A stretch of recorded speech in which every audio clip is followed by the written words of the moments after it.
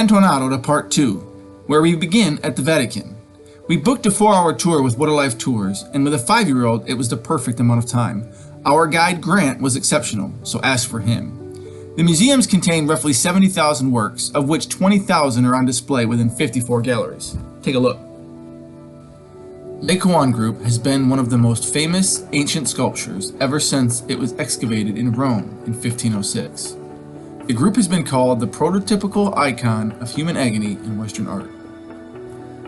The Belvedere torso is a 1st century BC original by the Athenian sculptor Apollonius and is revered for its powerful and vigorous musculature. The Sala Rotunda is modeled on the Pantheon. It has ancient statues lining the perimeter, including a gilded bronze statue of Hercules. In the middle of the room is a huge monolithic round basin. The Greek Cross Gallery houses a 3rd century mosaic from Tusculum in the middle of 2 colossal sarcophagi in red porphyry. The sarcophagus on the left belonged to St. Helen, mother of Constantine the Great, and on the right belonged to Constance, Emperor Constantine's daughter. The Gallery of Maps features topographical maps of Italy, painted between 1580 and 1585. It remains the world's largest pictorial geographical study and takes its name from the 40 maps frescoed on the walls, which represent the Italian regions and the papal properties at the time of Pope Gregory XIII. With the Apennines Mountains as the partition element, each side is surrounded by the seas.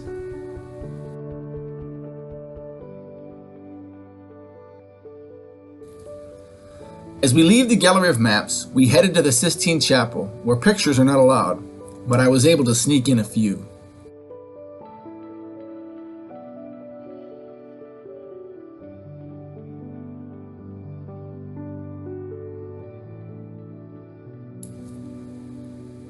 Upon entering St. Peter's Basilica, words cannot describe how magnificent this church is.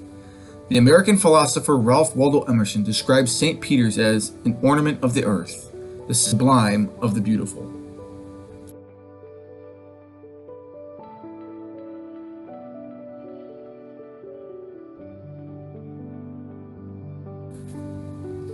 Immediately to the right is Michelangelo's Piety, which took less than 2 years.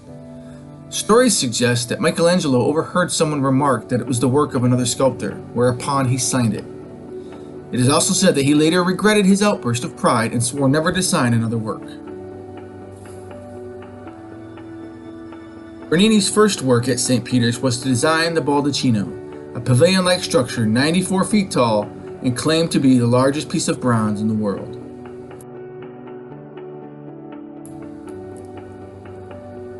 In 1547, Michelangelo redesigned the Great Dome that now soars above the altar. It is so tall that the Statue of Liberty would not touch the top of the dome if sitting underneath it. After the Vatican, we walked less than a mile to Castel Sant'Angelo, which if you've seen Angels and Demons may look familiar. We were able to get tickets at the castle. Hello. Hello. We're on the surf. We're at a castle. Which castle?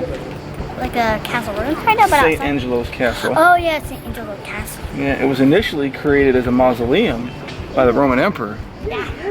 And then it became a fortress. Hey. The popes turned it into a fortress. And now it's a museum. Let's go check it out. All right. Once the tallest building in Rome, the Mausoleum of Hadrian is a towering cylindrical building in Parco Adriano.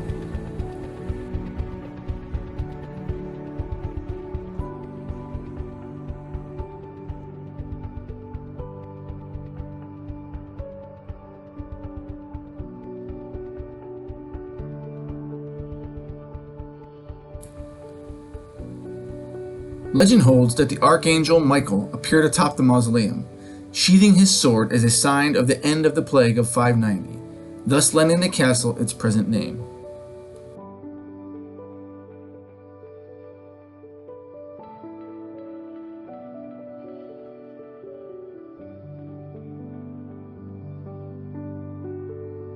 Cool fact, these were made in Germany.